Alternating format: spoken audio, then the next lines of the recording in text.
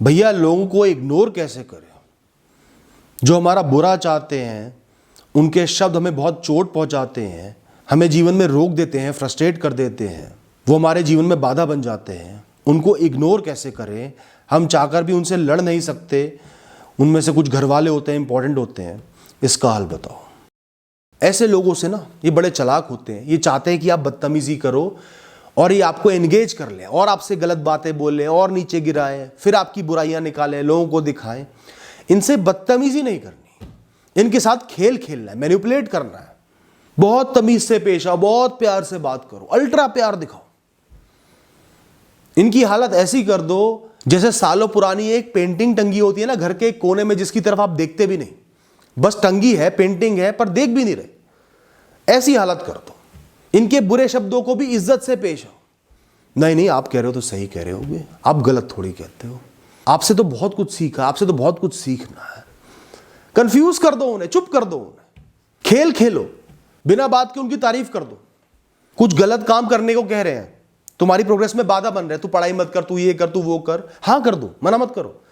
हाँ ठीक है, बिल्कुल सही कह रहे हो आप, यही करूंगा। करो अपने मन की।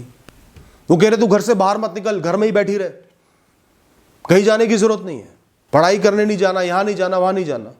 ठीक है, आप बिल्कुल सही कह रहे हो, मेरे भले का ही सोच रहे हो। करो अपने मन की, जो सही लगे, जो सही हो, गलत भी नहीं करना, अपनी वैल्यूज के हिसाब से जो सही हो वो करो।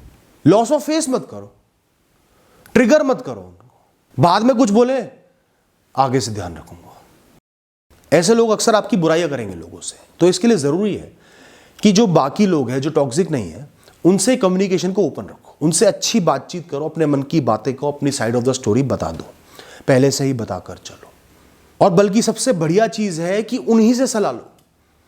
जो दूसरे फैमिली मेंबर्स हैं, दूसरे लोग हैं, कलीग हैं, उनसे सलाह लो कि मेरे साथ ये गलत हो रहा है, वो इंसान गलत कर रहा है, मुझे क्या करना चाहिए। अगर वो सलाह में आपके हिस्सेदार बन गए तो उस आदमी की बात को कभी एक्सेप्ट नहीं करेंगे, आपकी बात को ही सच मानेंगे। तो इतनी समझदारी आपको रखनी पड़ेगी कि एक इंसान टॉक्सिक है तो बाकी जो कनेक्टेड लोग हैं उनसे कम्युनिकेशन ओपन रखकर चलो, चाहे थोड़े कदम आगे बढ़ाने पड़े, उनको अपना सलाहकार बना लो, इंपॉर्टेंस दे दो, उनकी ईगो को स्ट्रेंथन कर दो, वो आपका साथ देंगे। आप बात करना बंद तो नहीं कर सकते, लेकिन बात कम से कम करनी है, मिनिमम टू मिनिमम। कोई भी कॉन्वर्सेशन में एंगेज नहीं होना, लंबी बात में एंगेज नहीं होना, कम से कम शब्दों में जरूरी बातों का जवाब देना है या जरूरी बात उनको बतानी है, ताकि कम्युनिकेशन गैप ना आए। पर बातचीत में एंगेज नहीं होना, बिल्कुल भी नहीं होना, सिर्फ नेसेसरी मिनिमम बात करनी है। वो घर आए हैं, नमस्ते कर लिया, खाने के लिए पूछ लिया, बस अलग हो गए। ऐसे लोगों को ना कभी इग्नोर मत करो, हमेशा सबके सामने दिखाओ, बहुत इंपॉर्टेंट है। मैं इनकी बहुत इज्जत करता हूं, बहुत प्रेम करता हूं। थोड़ा सा दिखावटी बन जाओ। उन्होंने आपसे कोई सवाल पूछा काम के बारे में, सीधा स्पष्ट वही बात कह के वहां से निकल गए। मन खाली नहीं करना ऐसे लोगों के सामने, और ऐसा भी नहीं करना कि उनको बहुत ज्यादा बुरा लग जाए या साइलेंट ट्रीटमेंट हो जाए। अगर ऐसे टॉक्सिक लोगों से बातचीत करनी भी पड़े तो बहुत सिलेक्टेड टॉपिक्स रखो, कोई अच्छी याद या क्या उनको पसंद है, कोई स्पोर्ट्स की बात, न्यूज की बात, कोई भी ऐसी बात करो जो आपके जीवन से या उस टॉपिक से जिसको लेकर वो टॉक्सिक है उससे अलग हो। और कोई बात करो ही मत, उनकी मनपसंद बात करो ताकि वो थोड़े कंफर्टेबल हो जाए और उस बात को छेड़ ही ना पाए और वहां से निकल लो। ऐसे लोगों के सामने ना कभी भी फ्री मत दिखो, वीआईपी बन जाओ, बहुत बिजी बन जाओ ऐसे लोगों के सामने। जैसे ही वो देखे किसी काम में लग जाओ, अरे मुझे ये काम है, अरे मुझे ये काम है, मुझे वहां जाना है, ये करना है। और ऐसा तभी होगा जब आप अपने दिन का एक अच्छा रूटीन सेट करोगे। कोई इंसान ऐसा आपके घर में भी है, पर आपका एक रूटीन है, इस समय से इस समय मुझे ये काम करना होता है, इस समय से इस समय मैं पार्क में जाता हूं, इस समय से इस समय मेरे को ये शो देखना होता है, इस समय मैं किताब पढ़ता हूं, इस समय ये काम करता हूं। पूरे दिन का शेड्यूल होना चाहिए। और खासकर उस इंसान के सामने खाली मत दिखो, उसको ये पता होना चाहिए कि इसके पास मेरे लिए समय ही नहीं है मेरी बात सुनने के लिए। मैं कुछ बोलूंगा भी तो निकलते चले जाएगा, अपने काम में ध्यान होगा। कोई भी शब्द आपको चोट पहुंचाए उसके लिए आपको उस शब्द को वैल्यू देना जरूरी है। तो किसी के शब्द आपको चोट पहुंचा रहे हैं तो मतलब आप उस इंसान को और उसके शब्दों को बहुत वैल्यू दे रहे हो, इंपॉर्टेंट समझ रहे हो। अगर आपने किसी इंसान के शब्दों को चीख समझना शुरू कर दिया, चीख रहा है, बिना काम का है, इसकी मेरे जीवन में कोई औकात नहीं है, ये सिर्फ बाधा है, उस दिन से उसके शब्द आपको चुभना बंद हो जाएंगे। वो चार बुरी बातें बोलेगा, आप हंस के आगे बढ़ जाओगे। ये चीख रहा है, मुझे मेरे जीवन पर ध्यान लगाना है, उस इंसान की और उसके शब्दों की इंपॉर्टेंस को गिरा दो अपनी नजरों में। जिस इंसान के खुद ही स्ट्रिक्ट बाउंड्रीज होंगी, रूल्स होंगे, वैल्यूज होंगी, सही गलत की डेफिनेशन होगी, उसे पता है कि उसे क्या करना है, क्या नहीं करना, क्या सही है, क्या गलत है, वो इंसान दूसरों की बातों से फंसेगा नहीं, न डरेगा।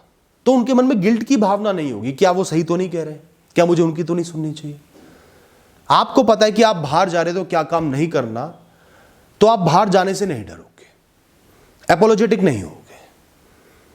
तो अपने लिए एक स्ट्रॉन्ग सिस्टम बनाओ वैल्यूज का, सही गलत का। अगर वो इंसान आपके पीठ पीछे बातें करता है तो आप उन्हीं लोगों से पीठ पीछे उसकी तारीफ करो। बताओ लोगों के बहुत अच्छे इंसान है, आप उन पर बहुत भरोसा करते हो, वो आपको बहुत प्रेम करते हैं। जो तीसरा व्यक्ति है ना, उसको तभी दिखेगा कि आप तो उस इंसान पर भरोसा कर रहे हो, प्रेम कर रहे हो, और वो आपके पीठ पीछे बुराइयां कर रहा है, तो वो ही गलत है। इस तरीके से दोस्तों चीजों को मैनिपुलेट करना पड़ता है। और सबसे जरूरी है, हमेशा अपने जीवन की बेहतरी पर, आगे बढ़ने पर, मकसद पर ध्यान दो। आपका मकसद क्या है? पढ़ना मकसद है, करियर मकसद है, पीस ऑफ माइंड मकसद है, खुशहाली मकसद है, उस पर ध्यान दो। उस पॉइंट तक आपको पहुंचना है, चाहे कैसे भी पहुंचो। जो भी शब्द है, लोग हैं, उनकी ताने हैं, जलालत है, वो सब बाधा है, उन सबको इग्नोर करके आपको अपनी राह पकड़नी है।